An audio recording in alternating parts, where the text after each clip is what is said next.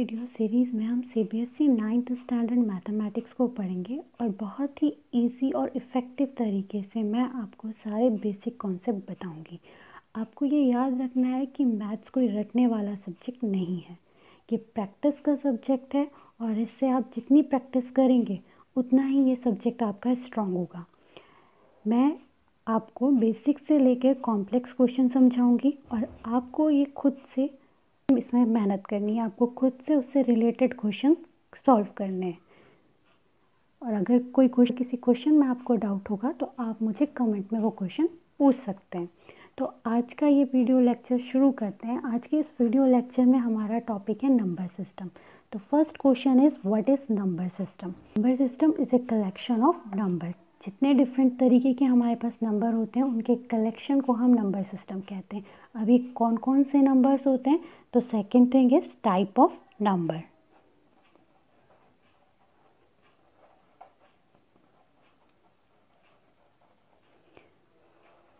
Type of number को discuss करने से पहले हम एक नंबर लाइन यहाँ पे ड्रॉ करते हैं जिसमें हमारे पास नेगेटिव से लेके पॉजिटिव नंबर होंगे।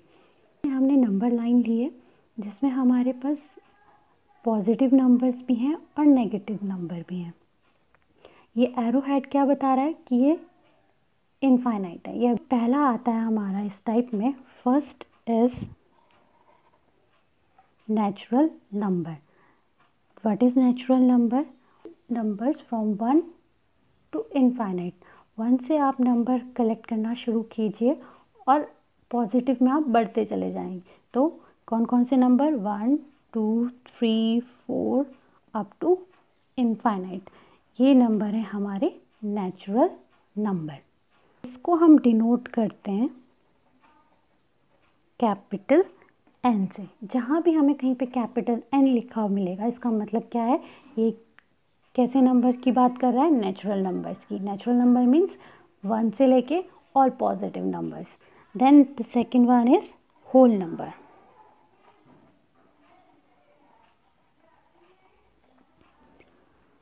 इस नेचुरल नंबर में अगर हम ज़ीरो भी ऐड कर दें तो क्या बनेगा? ये सीरीज़ हमारी 0 1 2 3 एंड इनफाइनाइट। तो ये नंबर हमारा बन जाता है होल नंबर। इसे हम डिनोट करते हैं W से। तो W क्या रिप्रेजेंट करता है? हमारा whole number. 0 1 2 3 and all positive numbers. Then the third type is integer number.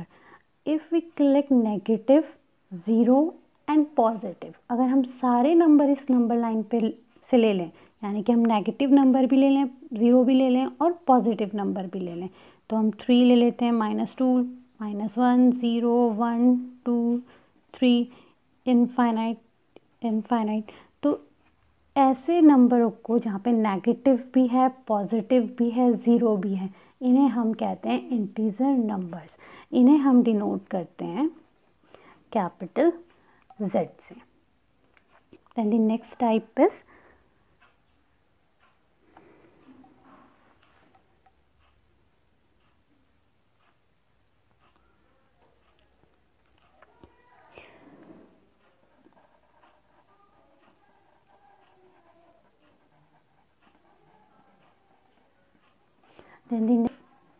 the number in the form of P divided by Q, where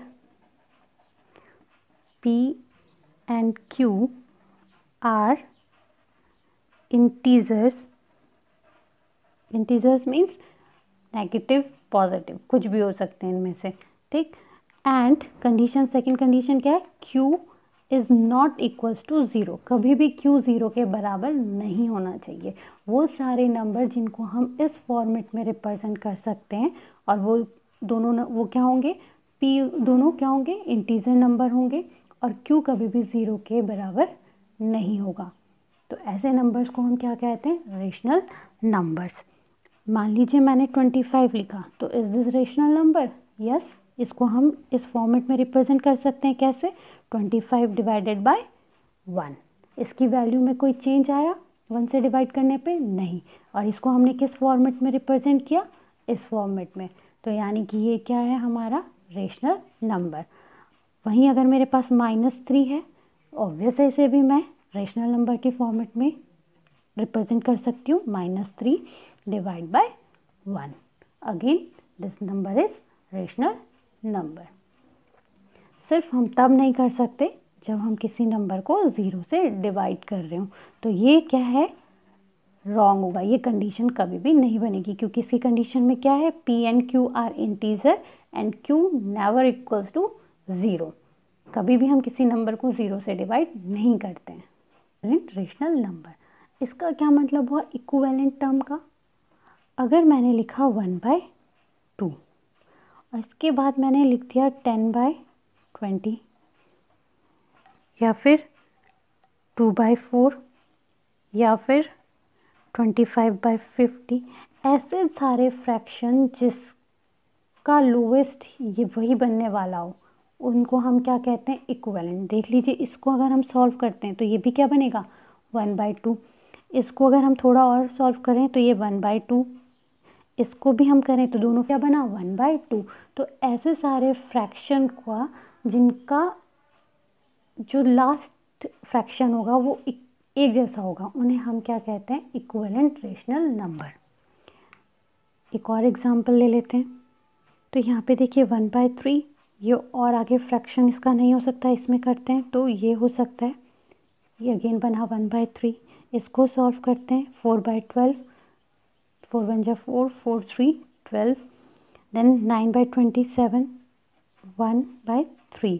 तो ये भी क्या है, क्या है, सारे के सारे इक्विवेलेंट रेशनल नंबर। जब भी हम किसी भी रेशनल नंबर को नंबर लाइन पे रिप्रेजेंट करते हैं, हमेशा ये याद रखना है कि उनके बीच में कोई भी कॉमन फैक्टर नहीं होना चाहिए एक्सेप्ट 1 को छोड़ के उनके बीच में कोई कॉमन फैक्टर नहीं होना चाहिए। जैसे 10/20 को अगर हमें नंबर लाइन पे रिप्रेजेंट करना है तो इन दोनों के बीच में काफ़ी कॉमन फैक्टर्स हैं। 5 भी कॉमन फैक्टर है इनके बीच में, 2 भी कॉमन फैक्टर है, 10 भी कॉमन फैक्टर है।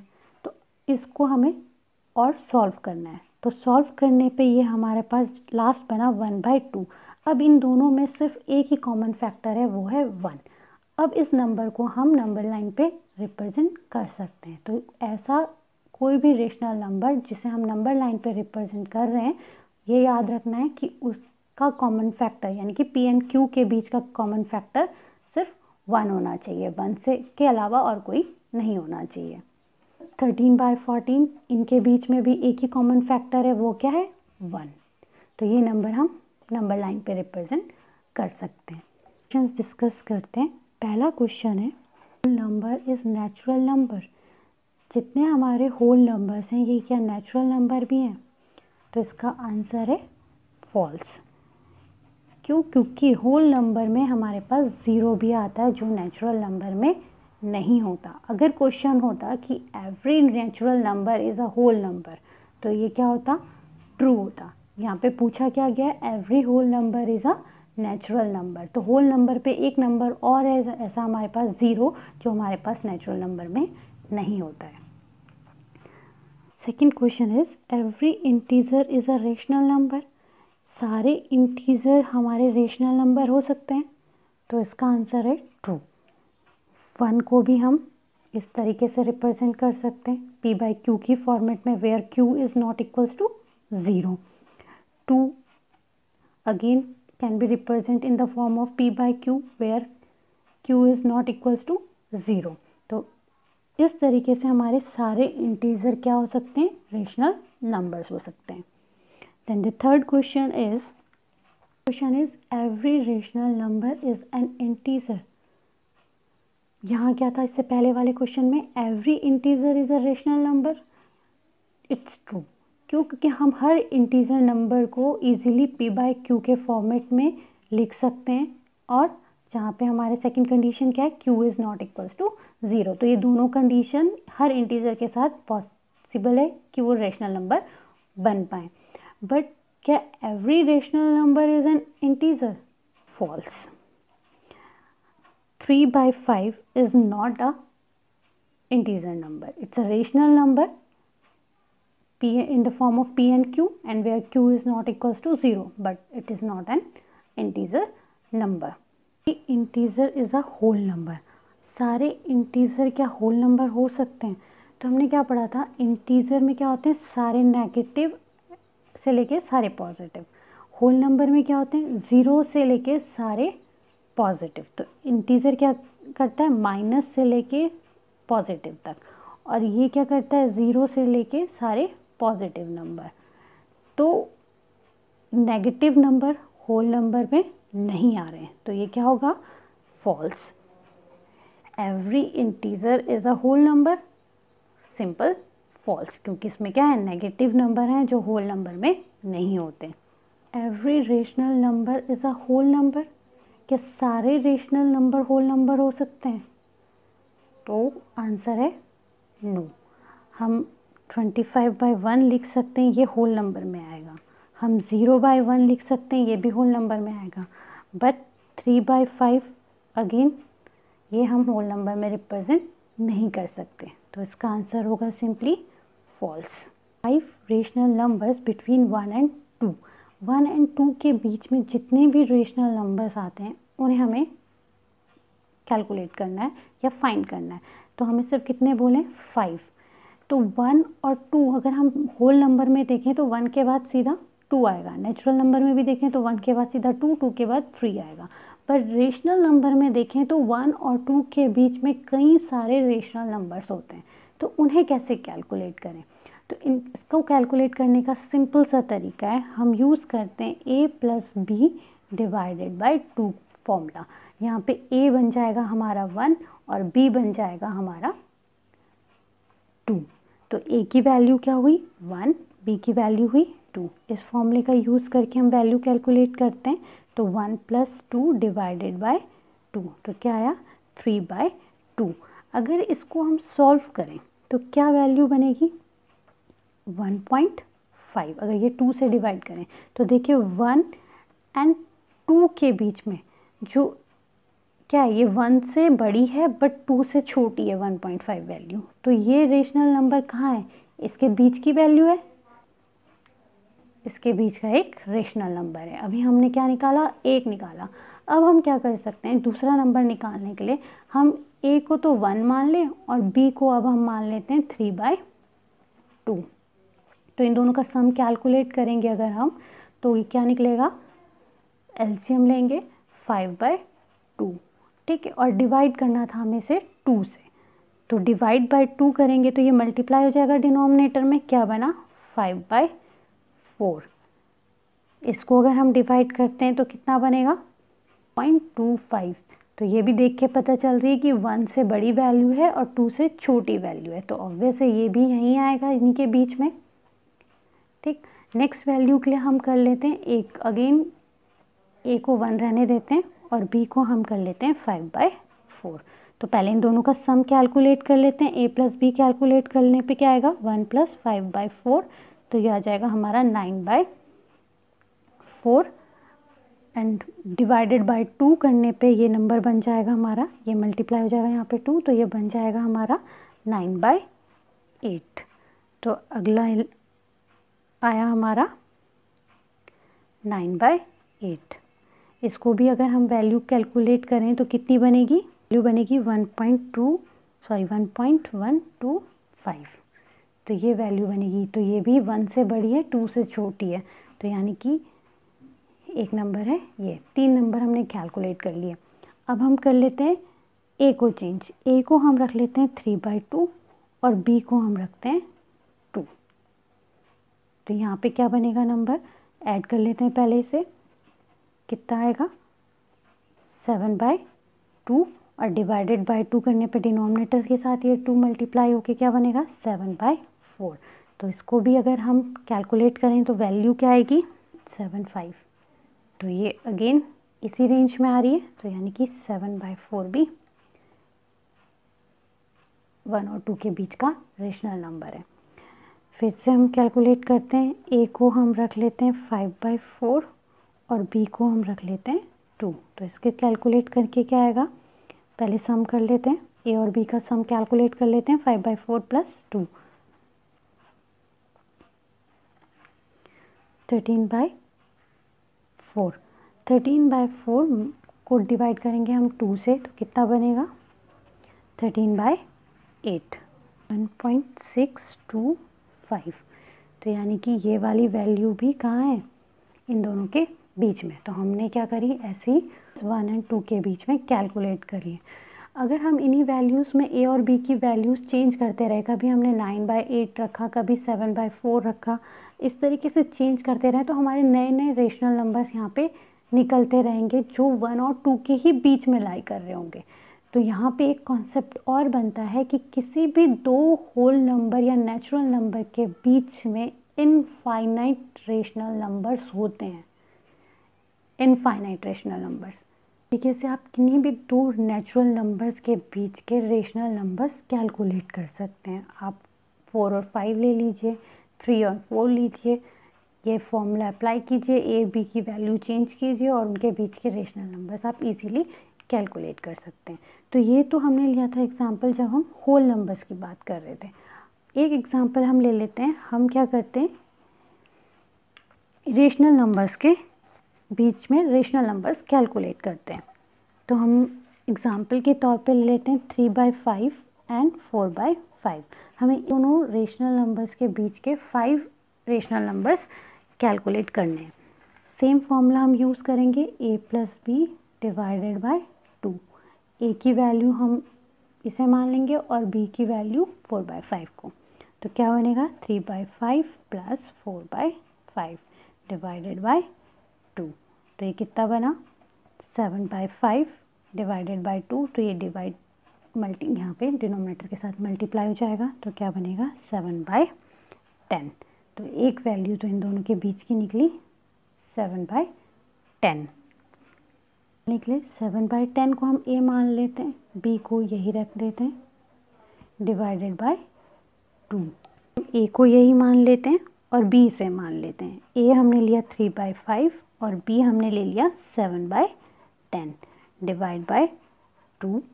तो ये कैलकुलेट करके बनेगा हमारा 13/20। 3/5 को और b हम इसको ले लेते हैं 13/20 को / 2। इसे कैलकुलेट करने पे वैल्यू बनेगी हमारी 25/40। देन नेक्स्ट में हम क्या करते हैं a ले लेते हैं 7/10 को और b ले लेते हैं हम 15/20 को। किसी भी दो वैल्यूज़ को आप a और b ले सकते हैं जो यहाँ पे हमारे पास अभी तक कैलकुलेट करके आई होंगी। देन / 2। इसे कैलकुलेट करने पे आएगा 29/40। क्या करी 5 वैल्यूज़ कैलकुलेट कर ली 1 2 3 4 एंड 5। क्वेश्चन में हमारे पास सिर्फ 5 नंबर्स ही कैलकुलेट करने थे। अगेन किसी भी दो रेशनल नंबर्स के बीच में भी हमारे पास इनफाइनाइट रेशनल नंबर्स होते हैं तो हम 5 से ज़्यादा भी यहाँ पे कैलकुलेट कर सकते हैं। सेम फॉर्मूला हमने रिपीट करना है। हर बार a और b की वैल्यू हम चेंज करते रहेंगे। इन वैल्यूज़ जो हमारे पास ये वैल्यूज़ कैलकुलेट होती रहेंगी उनमें से हम कोई a और b की वैल्यू बनाएंगे और नए रेशनल नंबर्स हम कैलकुलेट करेंगे और वो रेशनल नंबर्स भी इन्हीं दोनों के बीच में लाई करेंगे। इस चीज़ को हम चेक कर लेते हैं कि ये रेशनल नंबर्स इन्हीं के बीच में लाई कर रहे हैं या नहीं कर रहे हैं। को अगर हम सॉल्व करेंगे तो ये बनता है हमारा 0.6 और 4/5 को हम सॉल्व करेंगे तो ये बनता है हमारा 0.8। यानी कि ये जितने हमने रेशनल नंबर कैलकुलेट किए हैं ये सारे रेशनल नंबर इन दोनों नंबर्स के बीच में आने चाहिए। तो 7/10 की वैल्यू हो जाएगी 0.7, ये इनके बीच में आ रहा है। 15/20 की वैल्यू हो जाएगी 0.75। देन 13/20 की वैल्यू क्या होगी 5। 25/40 की वैल्यू 0.625, कहीं लाई करेगी 0.625। 25/40 40। 29/40 की वैल्यू 0.725। तो ये जो वैल्यूज़ होंगी 29/40 की वैल्यू 0.725 ये होगी। तो ये जो वैल्यू 6 से बड़ी हैं और 0.8 से छोटी हैं। तो इस तरीके से हम दो रेशनल नंबर्स के बीच के भी रेशनल नंबर कैलकुलेट कर सकते हैं। अगेन दोनों के बीच में इनफाइनाइट रेशनल नंबर्स होंगे। Numbers are those numbers which are not represent in the form of p/q, जिन्हें हम p/q की फॉर्मेट में रिप्रेजेंट या लिख नहीं सकते, उन्हें हम क्या कहते हैं? Irrational numbers. एग्जाम्पल √2, √3, √15, √5, √7, इस तरीके के जितने भी हमारे नंबर्स होते हैं जिन्हें हम p/q के फॉर्मेट में रिप्रेजेंट नहीं कर सकते, उन्हें हम कहते हैं इरेशनल नंबर्स। तो ये हमारी हायरार्की बनी नंबर्स की। पहली बनी हमारी नेचुरल नंबर्स की, natural number, then whole number, then integer number, then rational numbers.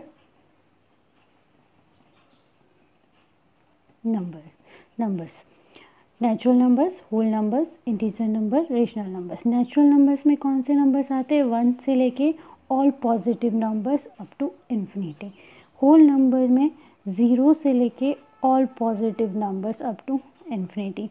Integer में हमारे नेगेटिव से लेके 0 टू पॉजिटिव ऑल नंबर्स, ये आते हैं हमारे इंटीजर नंबर्स में। और रेशनल्स में हमारे आते हैं ये सारे नंबर्स प्लस वो नंबर जिन्हें हम p/q की फॉर्म में रिप्रेजेंट कर सकते हैं, क्योंकि हम natural number, whole number, integer number सभी को हम p/q की फॉर्म में रिप्रेजेंट कर सकते हैं।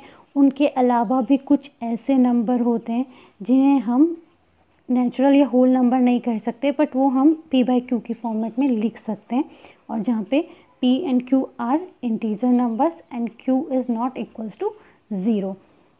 तो इन सारे नंबर्स को हम कहते हैं रेशनल नंबर्स। तो इनमें जो हायरार्की चलती है वो इस तरीके से चलती है कि नेचुरल नंबर्स हमारे होल नंबर्स में भी आ जाते हैं, होल नंबर्स हमारे इंटीजर नंबर्स में भी होते हैं, और इंटीजर, नेचुरल, होल, इंटीजर, ये सारे के सारे हमारे कहाँ होते हैं? रेशनल नंबर्स में। हम ये नहीं कह सकते कि natural number, rational numbers natural number भी हो सकते हैं, या सारे national number, rational numbers whole numbers होंगे, ये भी गलत होगा। हम ये कह सकते हैं कि all natural numbers are rational numbers, all whole numbers are rational numbers, all integer numbers are rational numbers, या फिर all natural numbers are integer numbers, all natural number are whole number. ये हायरार्की इस तरीके से चलती है, reverse में नहीं चलेगी। रिवर्स में कुछ हो सकते हैं, सारे नहीं हो सकते। तो आई होप ये नंबर सिस्टम आपको समझ में आया होगा। अब ये जो सारे नंबर्स होते हैं, इनको हम कंबाइंड फॉर्म में ये भी कह सकते हैं कि ये सारे क्या हैं? रेशनल नंबर्स हैं, ठीक है। और इन नेशनल नंबर्स के अलावा जो दूसरे नंबर हैं वो कौन से हमारे पास? Irrational number.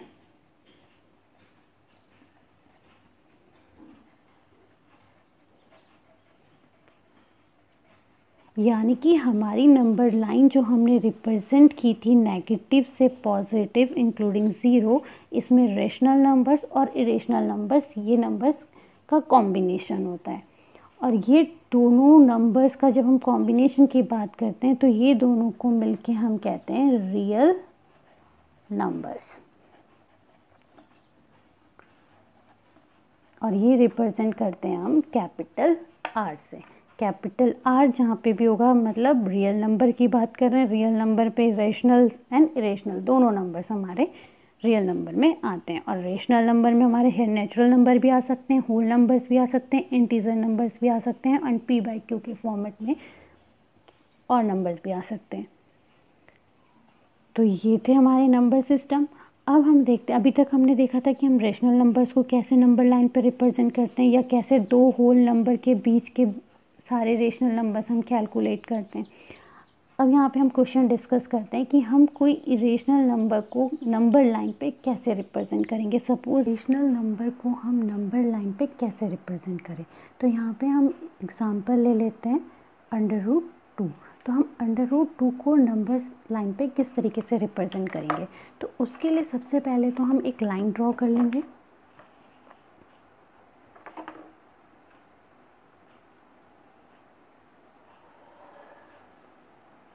लाइन के मिड में हम 0 असाइन कर लेते हैं। इसके बाद हम और नंबर असाइन करेंगे, इनके बीच में जो इंटरवल होगा वो कांस्टेंट होगा। सपोज़ मान लीजिए मैं 0 से लेके 1 को इस डिस्टेंस पे रख रही हूँ, इस जगह पे 1 पॉइंट किया है, तो 1 से 2 के बीच में भी उतनी ही डिस्टेंस होगी जितनी 0 से 1 के बीच में है। सेम 2 से 3 के बीच में भी उतनी डिस्टेंस होगी जितनी 0 से 1 के बीच में है। तो यानी कि जो इंटरवल्स हम लेंगे वो हम कांस्टेंट लेंगे। हमने लिया 1 2 3, तो हमने रिप्रेजेंट करना है √2 को। तो हम क्या करेंगे, √ के लिए हमने 1 यूनिट यहाँ से ली, हम इतनी ही डिस्टेंस का, जितना हमने 0 से 1, जितनी लेंथ से 1 तक जो डिस्टेंस ली है उतनी ही डिस्टेंस का एक परपेंडिकुलर ड्रॉ कर देंगे 1 पॉइंट से। तो हमने ये एक परपेंडिकुलर यहाँ ड्रॉ किया। परपेंडिकुलर क्या होता है, जब एक लाइन दूसरी लाइन के साथ 90 डिग्री का एंगल बना रही होती है। तो सपोज़ ये A पॉइंट है, तो ये एक पॉइंट, ये लेंथ दोनों सेम होगी, तो ये बना हमारा B पॉइंट। तो हम O और B को ज्वाइन कर देंगे।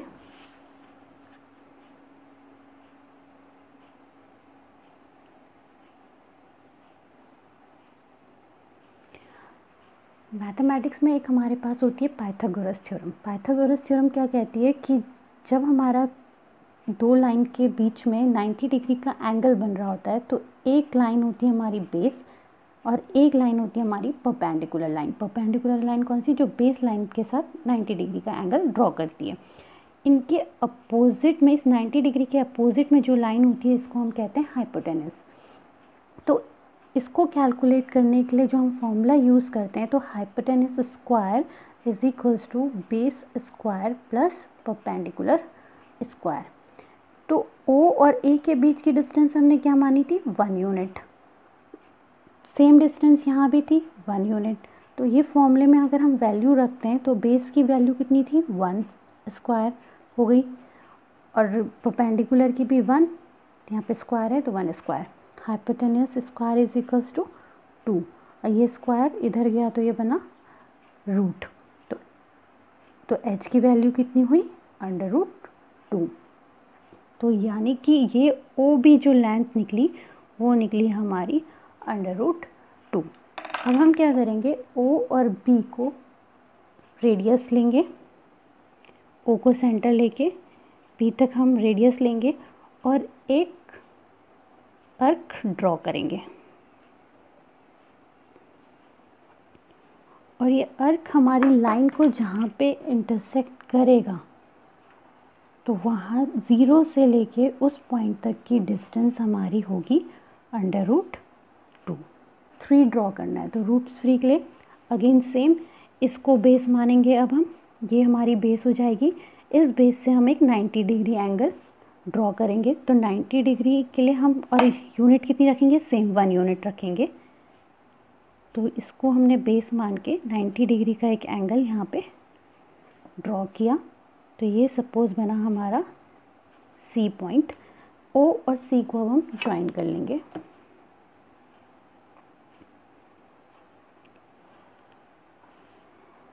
तो अब परपेंडिकुलर क्या है, CB, बेस क्या है, OB।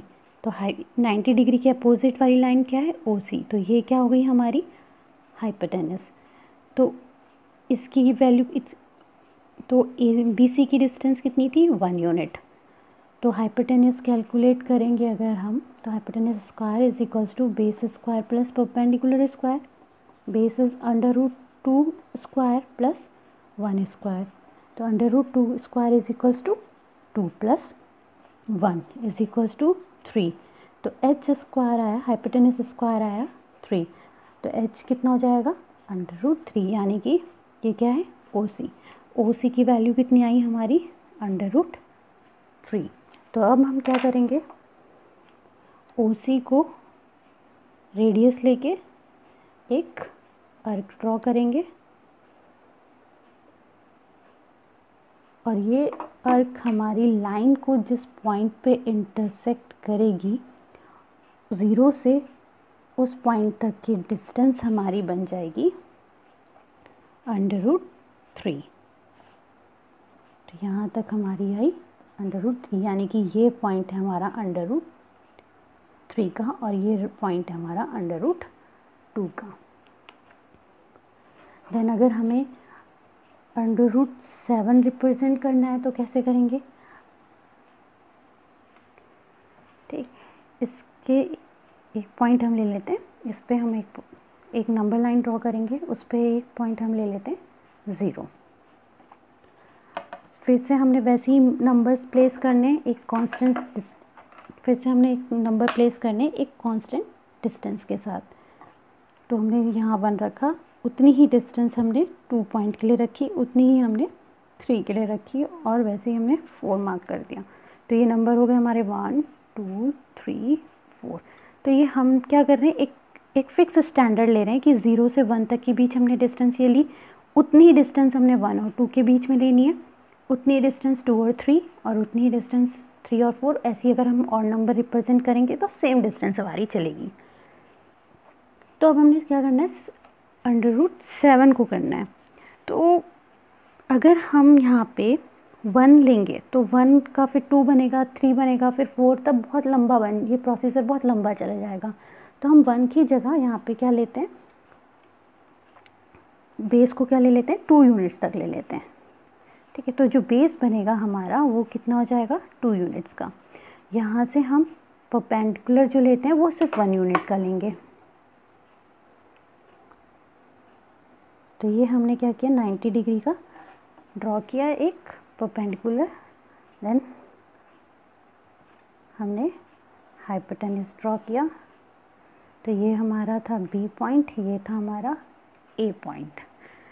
तो ये तो है 2 यूनिट, ये है 1, तो इसका वैल्यू कितनी आ जाएगी ओ बी की, एच स्क्वायर कितना आएगा 1 स्क्वायर प्लस 2 स्क्वायर, ये बनेगा 4 + 1 5, तो एच हाइपोटेनस आ जाएगा अंडर रूट 5, यानी कि ये आया अंडर रूट 5।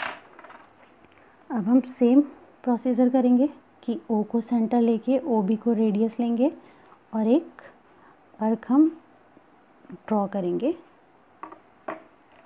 ये आर्क जिस पॉइंट पे इस लाइन को इंटरसेक्ट करेगी वो हमारा पॉइंट होगा अंडर रूट 5। इसके बाद हम क्या करेंगे, अगेन 90 डिग्री एंगल में हम एक और ड्रॉ करेंगे, ये होगा हमारा 1 यूनिट, इसे हम ज्वाइन करेंगे।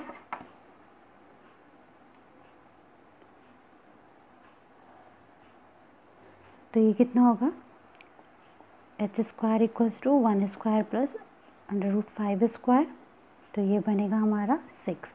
तो H equals to under root 6, यानी कि ये आया हमारा अंडर रूट 6 का। तो इसे हमने दिया सी पॉइंट, ओ को सेंटर लेके सी ओ सी को रेडियस लेंगे एंड देन आर्क ड्रॉ करेंगे। तो ये आर्क जहाँ भी लाइन को इंटरसेक्ट करेगी वो हमारा होगा पॉइंट अंडर रूट 6 का नंबर लाइन पे। देन फिर से अभी हमें अंडर रूट 7 ड्रॉ करना है, तो फिर इसको बेस लेके हम क्या करेंगे 90 डिग्री पे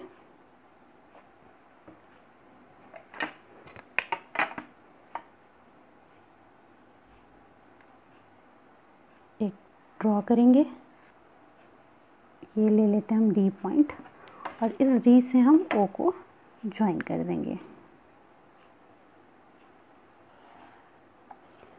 तो ये बना हमारा 1/6। तो इसको कैलकुलेट करने पे ये कितना आ जाएगा, √7।